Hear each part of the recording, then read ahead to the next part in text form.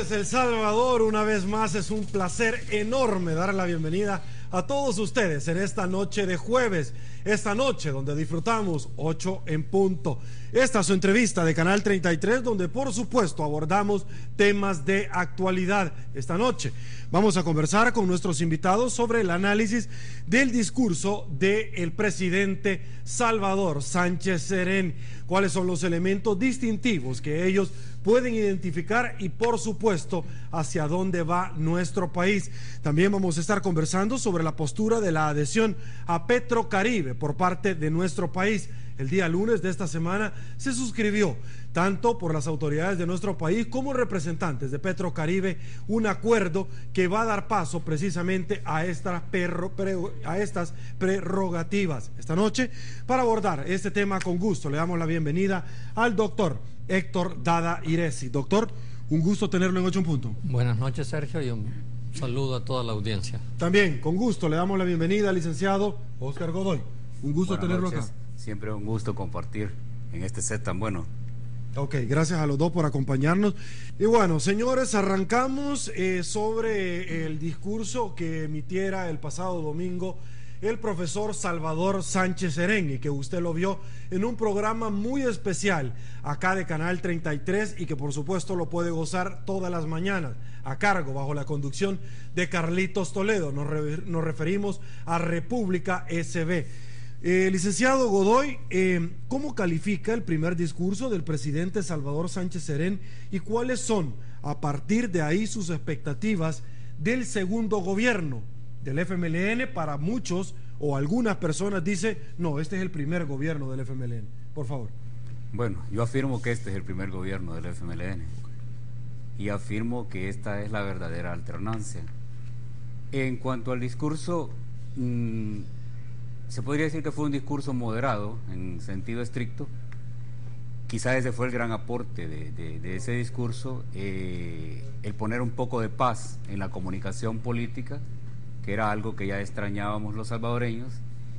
Un discurso en el que están planteados grandes compromisos de este gobierno, aunque se extraña, por ejemplo, datos concretos de cuáles son las grandes políticas públicas, las grandes estrategias, metas y objetivos, que es algo de lo que careció el discurso. Sin embargo, hay que valorar que fue un discurso moderado, un discurso que invita, un discurso que pide, ¿verdad?, comprensión y espera, y en ese sentido yo creo que hay que valorarle eso. Ya en el correr de los meses habrá oportunidad de seguir pidiéndole más cosas, ¿verdad? Por el momento ese es el gran valor que yo rescato. ¿Cuál es lo más relevante? Muchos dicen ahorita, mire, estamos todavía en luna de miel, tú me quieres, yo te quiero, todos nos queremos, y así vamos a llegar de pronto a los comicios electorales del 2015, luego se viene vacaciones de agosto, luego se viene fin de año. ¿Cuál es lo más relevante que usted puede hasta este momento identificar de ese discurso? Yo lo que alcanzo a ver más que en el discurso ya un método de trabajo.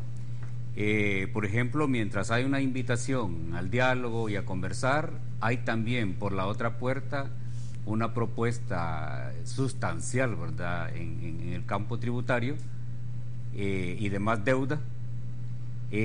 A la par de eso, del diálogo y de la comunicación afable y cortés, también hay una resolución rápida, express, respecto a Petrocaribe, que es algo que nos hubiera gustado a la población y a muchos sectores conocer, por ejemplo, en qué términos se da ese pacto. Ese es como ya un método, ¿verdad? Hablar acá, dialogar, dar las manos, pero también estar tomando decisiones concretas. Ese puede ser un estilo al que había que estar observando para poder entrar, ¿verdad? Yo sigo valorando que lo más relevante del discurso, aparte de las menciones obligadas, porque nadie podría tomar posesión sin decir que va a resolver el problema de la seguridad, de la economía, etcétera. Eso en todo discurso va, ¿verdad? Lo que sí extrañamos, insisto, es que todavía no se ve cuál va a ser la gran estrategia, los grandes objetivos. Quizá vamos a suponer que los están preparando, ¿verdad?, y que va a ser una segunda entrega, ¿verdad? Pero en términos generales, la invitación al diálogo, el discurso moderado, el reconocer que El Salvador somos todos, el reconocer que El Salvador es multicolor, Eso, en términos generales, es lo que yo valoro para comenzar la discusión. Ok, doctor Dada Iresi, ¿cuál es lo más relevante del discurso y, por supuesto, su ponderación de este? Mire, yo la primera cuestión que miré más bien en el discurso del Salvador Sánchez Serén es que era Salvador Sánchez Serén, o sea que no había simulación. Bueno, usted lo conoció por mucho tiempo y tuvo relación en la Asamblea Legislativa. Yo lo conozco desde bastante antes, pero sí en la Asamblea nos relacionamos mucho cuando coincidimos en la Asamblea, en el gobierno también, en los casi 3 años que estuve. Me pareció un discurso donde aparecía Salvador Sánchez Serén tal cual es. O sea que a mí, yo no esperaba detalles. Me parece que tenía que decir un discurso preferentemente de grandes líneas políticas. Eso sí hubiera sido interesante saber cuál era la postura más estratégica de su discurso, cuál es la apuesta más estratégica, va a ser la apuesta más estratégica de su gobierno, pero no lo escuchamos. Pero sí, el discurso me pareció muy importante. Lanzó un lema que es muy positivo por un lado, pero ojalá no se le vaya a convertir en una trampa. Unidos crecemos todos, ¿verdad? Digo que no se vaya a convertir en una trampa porque la primera obligación de un gobierno es gobernar, ¿verdad? O sea que es tomar decisiones. Al final el responsable de las decisiones es él. Tiene que escuchar, pero tiene que tomar las decisiones. Ojalá el diálogo no sirva de excusa para no tomar decisiones. El diálogo no puede excusar la toma de decisiones que tiene que hacer el gobierno. El gobierno tiene que saber cómo sortear cuando intentan a través del diálogo bloquearlo, porque se puede convertir en una trampa de la contraparte. Ya hemos escuchado a algunos dirigentes empresariales decir: no quiere dialogar porque le planteamos la solución y no la quiso aceptar.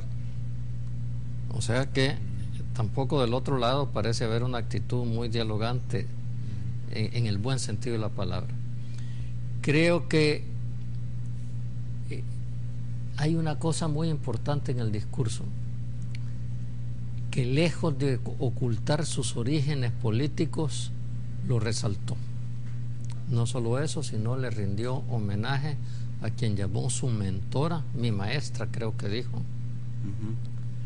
Mélida Anaya Montes, que fue una gran dirigente magisterial, después la segunda al mando en la CFPL, cruelmente asesinada en Nicaragua, por cierto.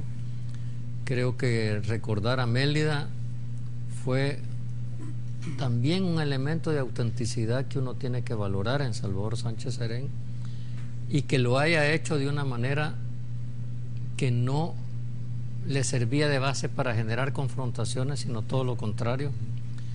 Creo que se ha valorado bastante poco lo que dijo de los combatientes de la Fuerza Armada. Eso me parece un elemento muy importante, es un paso adelante en la reconciliación. No le escuchamos nunca a ningún presidente de Arena reconocer las virtudes de los combatientes del FMLN, a veces ni siquiera de los combatientes de la Fuerza Armada, ¿verdad? Que a veces se olvidan de quienes prestan servicio. Pero en el discurso de El Salvador reconoció a los mártires del frente, pero después reconoce a los muertos de la Fuerza Armada, y utilizo los dos términos porque él básicamente así lo utilizó, y lo hizo con sumo respeto, y eso me parece una cuestión bien importante de cara a la reconciliación. Ahora, ¿qué va a hacer frente a una crisis que no nació en el gobierno del presidente Funes, pero que no se logró superar en el gobierno de Funes? Y creo que el balance del quinquenio anterior todavía no está hecho con serenidad, todavía está hecho con ditirambos o con condenas fáciles sin mucha base muchas veces. Creo que nos deben una buena explicación de las líneas matrices de las acciones concretas del gobierno en el área económica. Solo decir una cosa, no hay ningún planteamiento de aumento de deuda en la Asamblea, sino de transformación de deuda, que desde el punto de vista económico son dos cosas bastante diferentes. Ok, vamos a hablar ciertamente de eso más adelante. Licenciado Godoy, hay personas que nos han acompañado y han dicho, mire, aquí hay dos posiciones de las cuales nosotros tenemos que escuchar una definición por parte del mandatario. Una de esas es qué es lo que se va a hacer con el tema de la tregua. Ciertamente en el discurso no se puede contener todos los elementos que muchas personas podríamos esperar, pero eso hay que definirlo, y hay que definirlo ayer, no ya. Y dos, sobre el tema de la corrupción. Se va a seguir contemplando el tema de la corrupción, lo han dicho analistas, no lo he dicho yo, pero eso es importante. Él dijo no más corrupción, señaló a la justicia social como lo que le dará sentido a su gobierno, y esto se lo planteo porque en el primer gobierno del FMLN, para muchos, para otros no, el señor Funes dijo voy a abrir la corrupción de casa presidencial. Pasaron los 5 años y al final ciertamente él dice que presentó algún tipo de información a la fiscalía sobre ese tema, pero esos dos son los dos puntos que la sociedad está muy pendiente. Bueno, yo valoré bastante en ese discurso la declaración franca del profesor Sánchez Serén de decir que iba a ser un gobierno probo, austero, que iba a cuidar los recursos del pueblo y que iba a trabajar con transparencia y con una posición firme contra la corrupción. Esto es bien importante que lo diga en su discurso inicial, en el contexto de hablar también de diálogo, porque se puede abrir un diálogo a propósito de eso, sobre la corrupción que todavía no se ha tocado, porque yo no creo que la corrupción esté limitada solo al gobierno de Flores, sino que hay demasiada especulación sobre corrupción incluso en el gobierno que recién termina, que habría que hacer una investigación un poco fuerte para comprender que esa declaración del profesor Sánchez Serén es una declaración política y no electoral, porque cuando la declaración es electoral solo se busca la corrupción del adversario y uno puede cerrar sus ojos ante la corrupción que puede estar muy enfrente de uno en los propios círculos o en los propios equipos de trabajo, y eso hay que tomarlo muy en cuenta. Lo otro es que el profesor Sánchez Serén hablaba de eficiencia, de eficacia y de trabajar mucho por los grandes problemas del país, pero como decía al inicio, se siente el vacío, y vamos a suponer de que no hablaba claro de algunas cosas precisamente porque comprende de que una cosa es la comunicación propiamente electoral y la comunicación previa a tomar posesión, y otra cosa es la comunicación política que se va a derivar ya en el gobierno. Yo creo que voy a suponer que las maquinarias de cada ministerio están en este momento formulando, analizando, y decir también que lo que he escuchado en algunos rubros importantes como en seguridad y en economía siguen siendo débiles y que no auguran más que cosas de lo mismo, ¿verdad?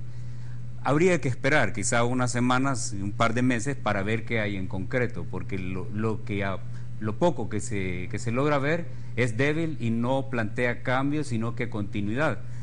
De hecho, yo cuando vi esa frase, el lema de este gobierno, que es unidos crecemos todos, es lo mismo que el anterior, dicho en una clave comunicacional diferente, porque unir, crecer, incluir era el lema del presidente Funes, ¿verdad? Solo hay un cambio ahí mínimo para decir lo mismo, y uno puede comprender que aquí lo que se está asegurando es continuidad de lo que se ha venido haciendo. El reto es enorme. Las fuerzas vivas del país, las fuerzas democráticas, tienen que aprovechar esa oferta al diálogo, esa invitación, para poder abrir los diálogos serios sobre estrategia de seguridad, economía, etcétera. Ok, antes de irme a una pausa, deseo conocer sobre este tema su opinión, doctor. Y es que más adelante vamos a ir hablando ya propiamente sobre el tema económico. Lo que sucede es que yo he escuchado a varios analistas que dicen, mire, primero la oposición reflexionó muy bien, lo han dicho, ha aceptado el reto, la mano para salir adelante con este país y con este gobierno. Sin embargo, otros hablan de la gobernabilidad, y la famosa gobernabilidad para acompañar al gobierno de turno, algunas personas lo relacionan al tema de ¿a cambio de qué? Es decir, cuánta plata va a salir de casa presidencial para algunos partidos, para mantenerlos, para algunos diputados, para seguir de pronto acompañando algún tipo de iniciativa, que es lo que tradicionalmente dicen en los corridos legislativos, que así funciona la denominada gobernabilidad en este país. Por favor. Mire, yo solo quisiera decir algo sobre la corrupción. Yo debo decir que cuando llegamos al gobierno, nosotros recibimos la instrucción de hacer un gobierno lo más austero posible y lo más probo posible. Y yo debo decir que la mayor parte, al menos la mayor parte de los ministros, me consta en el gobierno de Funes, que han sido muy austeros y muy probos. Al menos yo en el Ministerio de Economía, la primera prueba que pudiera dar es el descenso brusco del gasto de gasolina que hubo en el ministerio y la probidad con la que se manejó el ministerio mientras yo fui ministro, y pudiera decir eso de otros ministerios. La gente reconoce, por ejemplo, el cambio radical en el manejo del Ministerio de Obras Públicas que ha significado la administración de Gerson. Y sí es cierto que hay juicios ya iniciados por denuncias del gobierno de Funes. No digo que no hubo corrupción en el gobierno de Funes, esa es otra cosa. Pero he dicho, lo que quiero decir es que no se puede meter al guacal a todo el mundo porque así es en el país. Claro, medir con el mismo rasero, ¿no? Y sobre lo que usted dice, yo quiero decirle que hay partidos que son garantes de la gobernabilidad, como ellos dicen, a cualquier lado que gobierne, ¿verdad? No es el caso de mi partido, Cambio Democrático, que no andamos buscando prebendas de casa presidencial para decidir nuestro voto, a ratos hacia un lado, a ratos hacia otro, no porque nos movemos de un lado a otro, sino exactamente por la coherencia de nuestras posiciones de votar por lo que creemos que es correcto. Yo esperaría que este gobierno consiga credibilidad a través de compromisos políticos, en el buen sentido de la palabra política, la que yo reivindico siempre, la palabra política, y no a través de esa politiquería barata y ese prebendismo con el que parece haberse manejado. Yo, como nunca he recibido esas prebendas cuando fui diputado, y estoy seguro que el diputado Avilés no las ha recibido, no le pudiera decir hasta dónde llega eso o hasta dónde son cooperaciones para manejar a los partidos. Esos son ellos los que tienen que contestarlo. Ok. Señores, hacemos la primera pausa en 8 en punto. Quédese con nosotros. Tenemos mucho más que ofrecerles esta noche. Volvemos.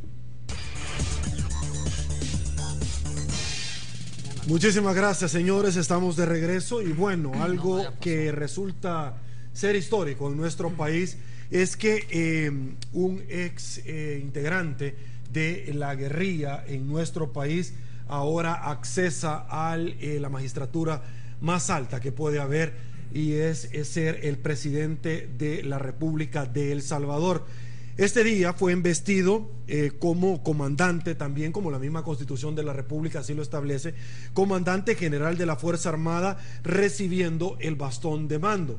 El profesor Salvador Sánchez Serén emitió parte de las frases más importantes, acá nosotros se las compartimos y usted puede verlas en las diferentes redes sociales de Canal 33, 8 en punto. Hoy es un momento histórico que nos indica que los salvadoreños hemos dejado atrás un pasado de odio. Trabajaremos juntos al ministro de la Defensa para tener una institución eficaz y eficiente. Más adelante también emite estas frases: si en el pasado nos enfrentamos, ahora tenemos la oportunidad de construir juntos la democracia, Me comprometo a trabajar juntos, porque juntos creceremos todos. Licenciado Godoy, en este discurso como mandatario, como comandante general de la Fuerza Armada, ¿cómo interpreta usted el mensaje que transmite al ente castrense y precisamente bajo el andamiaje que yo ya había planteado? Un ex comandante de la guerrilla que ahora llega a ser presidente de la República porque los salvadoreños así lo decidieron en las urnas. Bueno, históricamente está marcado el profesor Sánchez Serén como un comandante. Sin embargo, durante todos estos años de vida democrática del país, él ha estado ejerciendo un rol civil, más que todo en la Asamblea Legislativa, y al mismo tiempo aprendiendo las normas de la democracia formal, como se dice en teoría política.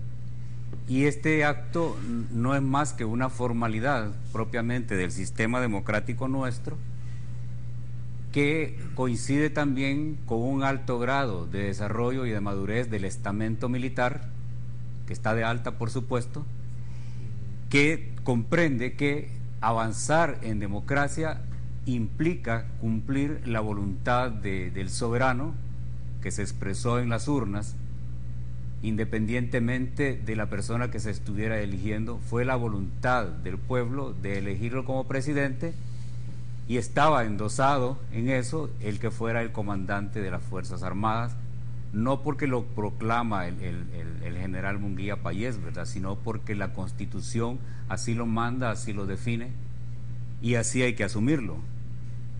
Diferente a lo que pueda estar pensando, por ejemplo, el estamento militar que no está en alta, y algún par de miembros del estamento militar que tienen que pasar este trago grueso, ¿verdad?, de este recambio de mucho simbolismo político, ¿verdad? Pero como ya hemos dicho, estamos avanzando y creciendo en democracia, y hay que asumir estas cosas tal como son si queremos seguir en esta senda. Porque con el mismo respeto en que se asume y se acepta eso, con ese mismo respeto se puede cuestionar y se puede criticar cualquier falla en el cumplimiento del deber que en este caso le corresponde al presidente como el primer soldado del país. Y de eso hay que estar pendientes, ¿verdad?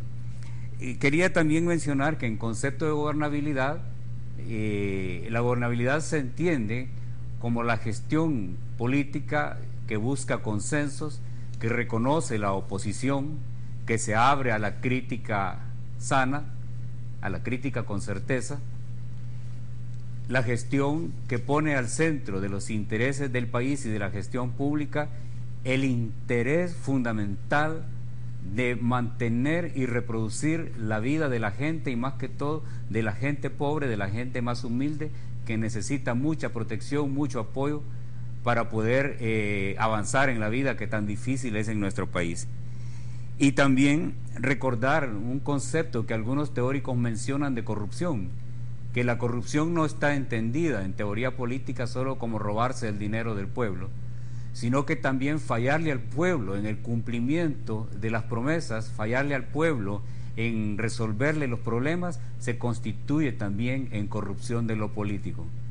Ok, bueno, doctor, luego de recibir esta investidura por parte del pueblo salvadoreño el pasado domingo y también el día de ayer como comandante general de la Fuerza Armada, el presidente constitucional de El Salvador dijo estas palabras, que él se pondría a la cabeza del Sistema Nacional de Seguridad Ciudadana, y esta mañana llamó a los elementos de la Fuerza Armada bajo esta categoría. Ustedes, como miembros de la Fuerza Armada, serán defensores de la democracia y escucharán la voz del pueblo. ¿Qué opinión le merece? Mire, a mí me parece coincidente con lo que dijo en su discurso, creo que al final, donde llamaba a la ciudadanía a ser participante y a ejercer una función controlora de las acciones del gobierno. Entonces, creo que le diga a la Fuerza Armada que escuche a la población es bien coincidente con su discurso. creo que tiene toda la razón al estarle diciendo, no solo a la Fuerza Armada, se lo ha dicho también a los funcionarios civiles del gobierno, que tienen que escuchar a la gente en sus demandas, en sus propuestas, y coincide con que han hablado de generar una discusión, por ejemplo, sobre el tema de seguridad, donde la Fuerza Armada va a tener que participar. A mí me parece que es bastante coincidente. Yo hasta este momento estoy encontrando bastante coherencia en todos los discursos de Sánchez Serén, un poco más partidario del que dijo en la Plaza Libertad o en la Plaza Cívica, no sé en cuál de las dos, no. Yo no estuve ahí, pero eso era lógico, era el discurso con su partido, pero no encontré tampoco coincidencias en lo que he sabido de ese discurso con lo que dijo en la feria, en su investidura ya como presidente. Creo que el llamado que le hace a la Fuerza Armada, y de nuevo, comenzar diciendo nos hemos enfrentado, pero hoy vamos a tener que trabajar juntos, tenemos la obligación de trabajar juntos, me parece muy importante. A mí me hubiera gustado ver al general retirado David Munguía Payés vestido de civil. ¿Por qué, doctor? Porque ya no es un militar en activo. Además, el puesto de ministro es un puesto político. No es un puesto de mando de la Fuerza Armada, sino es un puesto de mando en la estructura militar, sino es un puesto de conducción política de la Fuerza Armada. Es más, yo sostengo que el ministro de Defensa no debería ser militar constitucionalmente, porque los militares en activo no pueden discutir política. Y un ministro tiene obligación de discutir política. Que los ministros son políticos. Por esencia. Por esencia. El ministro que diga que no es político se equivocó de cargo, ¿va? Comenzando que todos los ciudadanos somos políticos, ¿va? Pero en fin. Pero tiene que discutir política, por eso hice esa precisión. A mí me parece que esto, lo que sucedió es inédito en nuestro país, pero ven la línea de lo que ha estado sucediendo en América Latina. Michelle Bachelet, ministra de Defensa de Chile, cuando su padre fue asesinado en una mazmorra militar, su padre siendo un general de la aviación chilena y después presidenta de la República y comandante en jefe de la Fuerza Armada, y mujer, ¿verdad? Debe haber sido un poco más difícil todavía. Después Pepe Mujica, es comandante en jefe del ejército uruguayo, ¿verdad? Y también hay enfrentamientos entre los tupamaros y el ejército bastante violento. Él, creo, 14 años o 15 años estuvo preso en condiciones inhumanas. Dilma Rousseff también estuvo presa después de enfrentamientos con el ejército y hoy es comandante en jefe del ejército. El caso de Ortega es otra cosa, porque el ejército de Nicaragua sí fue transformado en los 80 cuando ganó la revolución y se llamaba Ejército Sandinista. Hoy ya no. Y hoy el caso de Sánchez Serén, yo creo que es un signo de los tiempos en América Latina, de que los conflictos que existieron en esa época tuvieron raíces que en una buena medida se han superado. Algunas raíces todavía quedan allí, pero dichosamente en un ambiente que no está para generar nueva violencia. Ok. Vamos a hacer, señores, otra pausa acá en 8 en punto. Al regresar vamos a abordar un tema que seguro usted está muy interesado en conocer: la adhesión de nuestro país a Petrocaribe, y que más adelante ya se habla también de otro paso, como lo es integrar también Mercosur. Pausa en 8 en punto, regresamos. Mil gracias, señores, por su preferencia a su entrevista de Canal 33, 8 en punto. Antes de seguir en la dinámica del desarrollo de los tópicos planteados, quiero disculpar, me comenta mi productora Georgina García, que ciertamente el padre Tojeira, ustedes se han podido dar cuenta, no nos acompaña esta noche, y ella me comenta que en efecto tuvo un inconveniente de poder asistir por un compromiso profesional que le tomó más tiempo de lo debido, y por supuesto también el tráfico vehicular en nuestro país, que se acentúa un poco más con las lluvias que están cayendo en algunas partes del territorio salvadoreño. Pero el otro jueves, seguro, usted va a gozar también del análisis, adicionalmente los dos caballeros que esta noche nos acompañan del padre Tojeira. Licenciado Godoy, la adhesión del Salvador a Petrocaribe. ¿Qué opina de esta adhesión de Petrocaribe? En algún momento el presidente constitucional del Salvador ha dicho, vamos a tratar que no pase primero bajo el conocimiento de la Asamblea Legislativa. Solo ahí ya hay posiciones encontradas porque constituye una deuda soberana para algunos abogados entendidos en la materia. Y el otro tema es donde se estarían recibiendo, según los cálculos que ellos han hecho, alrededor de 400 millones, 50% de esto pagaderos en el momento y 50 millones pagaderos en los próximos 25 años al 2% de plazo. Estos 50% le daría el movimiento, margen de maniobra de poder invertirlo al gobierno en acciones propiamente sociales. Por favor. Bueno, no hay que perder de vista que estamos ante la inauguración de un gobierno de izquierda, de un gobierno del FMLN. Raro sería que un gobierno de izquierda no quiera adherirse a Petrocaribe. Raro sería que no quiera vincularse a toda la dinámica del Mercosur. Raro sería que más adelante no se oponga a la OEA. Raro sería que más adelante no quiera negociar deuda.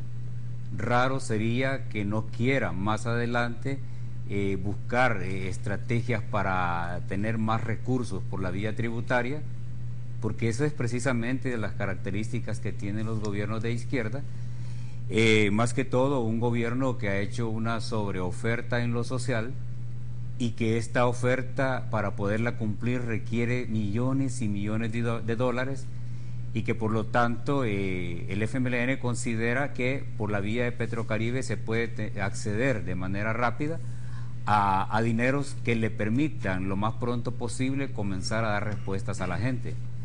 Esto vale la pena analizarlo porque recordemos que de aquí a 3-4 meses vamos a estar en campaña electoral y el FMLN tiene presión por hacer cosas concretas que sean percibidas por el electorado como un cambio favorable para mantener la fidelidad electoral de la gente.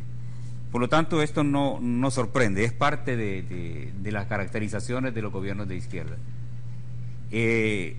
Lo otro es que algo que también en lo particular estoy observando es que hay algunas cosas que el gobierno no las va a dialogar, no va a buscar consenso, sino que las va a estar decidiendo. Porque si busca el diálogo se le van a trabar, ¿verdad? Quizá puede resultar más fácil mantener ocupada a la derecha discutiendo la situación de la propuesta de deuda y el paquete tributario, mientras se toman pasos como este de adhesión a Petrocaribe sin que conozcamos en qué términos se está negociando. Pero esto puede ser un modelo de avance, ¿verdad?, de la estrategia del gobierno, porque realmente es complejo, ¿verdad? El país, cada día nos enteramos de que tiene un déficit extremo que no permite hacer más que lo poco que se ha estado haciendo, y en un proceso electoral a las puertas esto puede ser muy delicado. Doctor Iresio. Yo primero quisiera decir que los países que pertenecen a Petrocaribe en muchos casos no son de izquierda. Honduras pertenece a Petrocaribe, República Dominicana pertenece a Petrocaribe, varias islas del Caribe inglés que no tienen gobiernos de izquierda pertenecen a Petrocaribe. Como lo dijo Tom Shannon, el consejero del Departamento de Estado de Estados Unidos, es una forma de resolver el abastecimiento petrolero del país. Otra cosa es ALBA, no ALBA Petróleo, sino ALBA, la asociación política de algunos gobiernos. Allí sí, todos los gobiernos que pertenecen a ALBA se dicen de izquierda, aunque algunos sean difícilmente calificables de izquierda desde el punto de vista de la ciencia política. Debo decir que desde que estábamos en la transición entre el gobierno de Saca y el gobierno de Funes, algunos éramos partidarios de la adhesión a Petrocaribe. Fue el presidente Funes el que no consideró conveniente incorporarse a Petrocaribe. A mí me parece lógico que se haya hecho y me parece positivo si se encuentra una forma, que era lo que planteábamos ya hace 5 años, se encuentra una forma de administrar la importación del petróleo, porque la incorporación a Petrocaribe no significa de ninguna manera que el gobierno va a ser el único importador de petróleo y que va a poner sus tanques sus depósitos de combustible para importar él, sino lo que se proponía en esa época, no sé si es lo que se va a hacer, es que fuera como un intermediario entre las empresas y PDVSA para la compra del combustible. Tampoco pudiera ser Alba Petróleo el gran importador, como alguna gente está diciendo. Esos mecanismos son los que nos tienen que aclarar. Y hay formas de asociarse donde no hay deuda soberana. O sea que no es necesariamente deuda soberana. Deuda de país. Depende quién asume la deuda. Usted ve que la CEL se puede contratar créditos porque no son deuda soberana. Responde con sus activos, ¿verdad? No, las alcaldías también pueden titularizar. Responde primero por la autonomía, y segundo porque responde con sus activos. Lo de las alcaldías no le cuadra mucho. No, lo de la CEL sí, porque la CEL sí puede titularizar, pero yo tengo mis dudas la titularización, pero aquí estamos no hablando de titularización. ¿Qué pasa si este proyecto lo maneja CEL, por ejemplo? ¿Qué pasa si este proyecto lo maneja CEL? Entonces no hay deuda soberana. ¿Y bajo este esquema? Si lo maneja CEL no hay deuda soberana. Las deudas de la CEL no son soberanas. No, pero CEL no va a responder con su patrimonio, sino que va a responder... Usted me está diciendo si lo maneja CEL. Yo no estoy diciendo que lo va a manejar CEL. Lo digo, si lo maneja CEL ya no hay deuda soberana.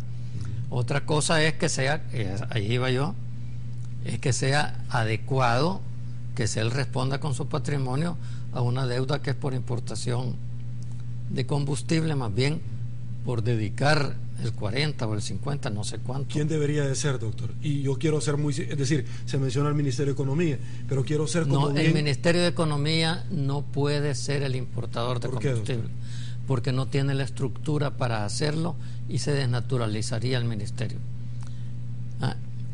Por eso la institucionalidad que se va a encargar, la forma en que se va a importar, porque yo entiendo que se trata de que, por ejemplo, si Puma, para solo poner un caso, o Texaco o la UNO quieren comprar petróleo de Venezuela, y no creo que los puedan obligar a comprarlo.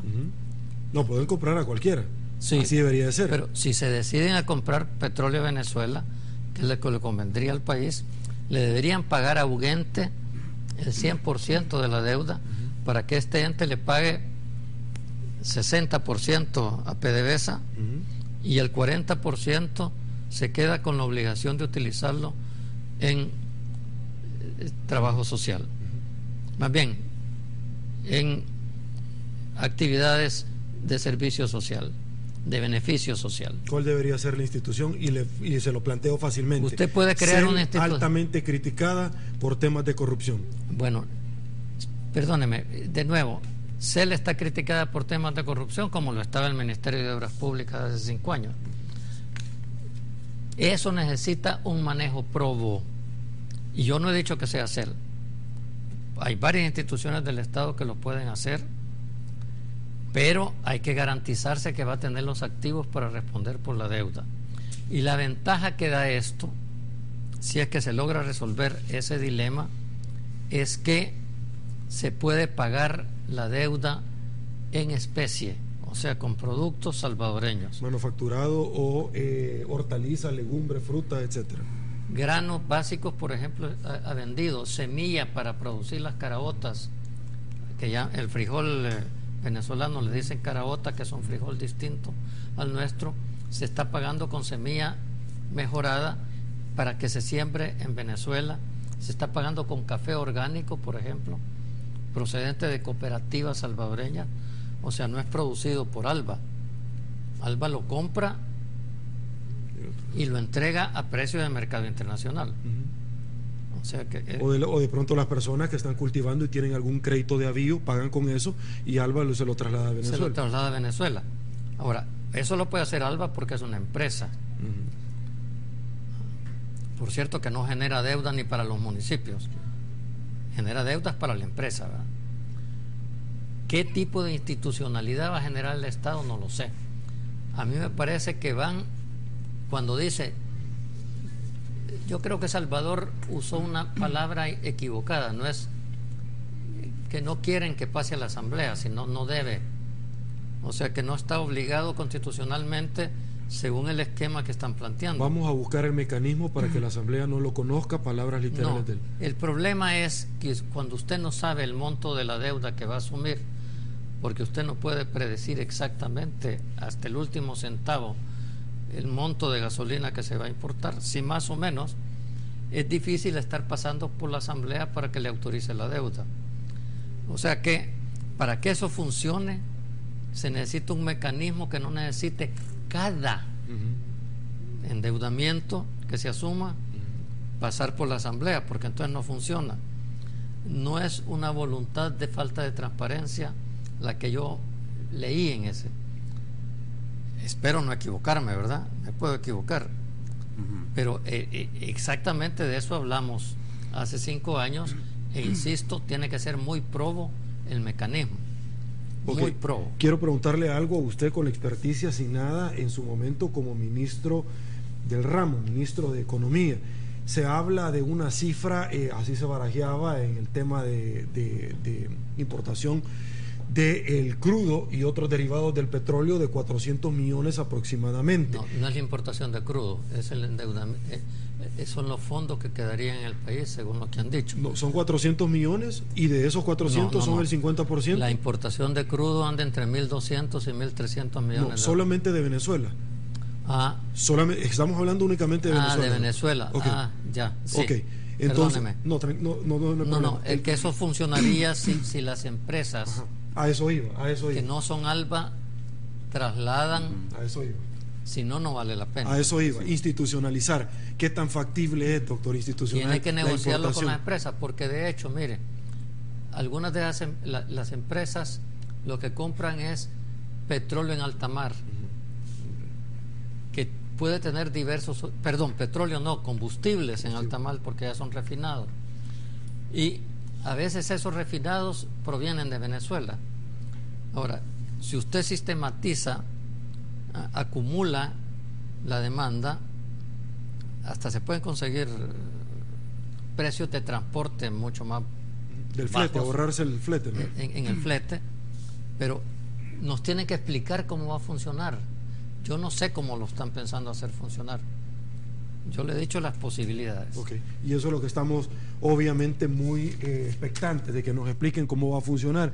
Licenciado Godoy, sobre este mismo punto, yo lo tengo que decir porque aquí se dice lo bueno, lo malo, lo bonito y lo feo. Y es que en alguna medida institucionalizar la importación del petróleo, el crudo, los derivados de este petróleo, en alguna medida se ha dicho, mire, es que no hay el andamiaje, no hay la estructura, etcétera, lo cual puede ser superable. Lo cierto es que otras personas dicen, mire, ojo, cuidado con eso, porque en el caso hipotético que el día de mañana el partido de izquierda llegue a perder la silla del Ejecutivo, se constituiría en un factor real de poder, como en otros países ya ha resultado, inclusive no solamente para exigirle o pedirle algo al gobierno, sino que muchas veces hasta para paralizarle la economía. Cierto. Yo quiero resaltar de este tema no la minuta económica, porque no soy economista, sino que veo la dimensión política de esto. Es cierto que hay otros países que se han estado adhiriendo a Petrocaribe y que no son gobiernos de izquierda, pero también es cierto que esta es una iniciativa de la izquierda a la que se adhieren principalmente partidos de izquierda. Venezuela, Bolivia, Ecuador, Nicaragua, El Salvador, ¿verdad? No, Ecuador no está en Petrocaribe. No están, bueno, pero esa es Perdón, hay que distinguir Alba. Sí, pero permítame, le acepto la corrección, pero es una iniciativa de alto contenido político, que desde la perspectiva de la geopolítica se analizan como los ejes alternos, pensando en ese gran eje que es Washington, Río, Bogotá, Santiago, que algunos incluyen a México, que son los grandes centros de poder del continente, en el sentido de que son los que se alinean a la política de seguridad nacional de los Estados Unidos, en la cual se estructura también el modelo de economía. Y Venezuela, precisamente cuando comienza con este proceso de ALBA, Petrocaribe, el Mercosur, todas esas dinámicas políticas son precisamente como en contraposición a esa estrategia casi permanente de los Estados Unidos. Esos dos modelos responden también a otras agendas políticas, porque nada es gratis en esto, ¿verdad? Hay agendas en las que también, si uno se adhiere a una, casi por necesidad se adhiere a la otra.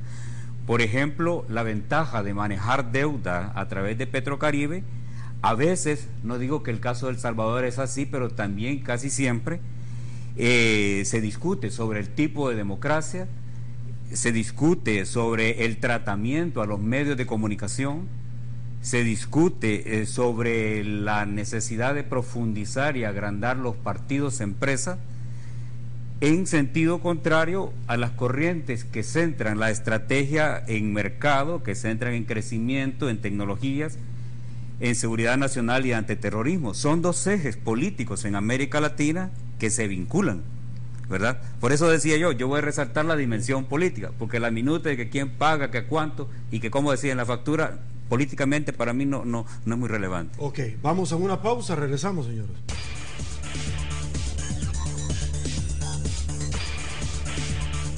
Estamos de regreso, ya no hay más tiempo, señores, lamentablemente nos tenemos que despedir y quedarnos para el otro jueves. Nos quedamos. Licenciado Godoy, un Gracias. gusto. Nos quedamos porque nos quedamos con temas. Nos quedamos con temas, por supuesto. Aguánteme la idea para el otro jueves y con gusto, por favor. Gracias, doctor. Mucho gusto y doctor, y un saludo a la audiencia. Amigos televidentes, soy Sergio Méndez, hoy jueves 5 de junio del 2014. Así están las cosas hoy por hoy en nuestro país. Quédese a continuación con Solo Fútbol. Será hasta el día de mañana. Pase buenas noches y que el Señor los bendiga a todos.